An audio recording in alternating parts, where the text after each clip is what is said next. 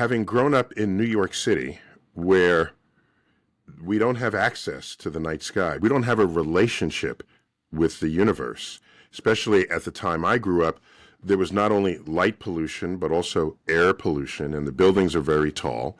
So sight lines don't land on the sky. They land on dirty buildings. And so I live my life that way until a first visit to my local planetarium. And by then I'm 9 years old, and the lights dim, the stars come out, and I look at all these stars and I said, oh, this must be a hoax. There aren't that many stars in the night sky.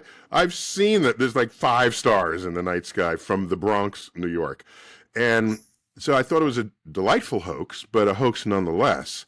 And I would, of course, ultimately realize that it was the actual night sky.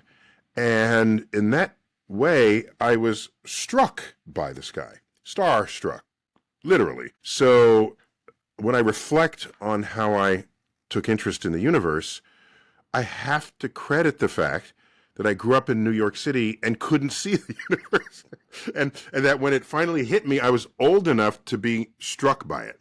And by the time I was 11, I knew enough about the universe and my interest in it that I had an answer to that annoying question that adults always ask kids, what do you want to be when you grow up? And I had an answer. It was astrophysicist, Wow. which usually left them in silence.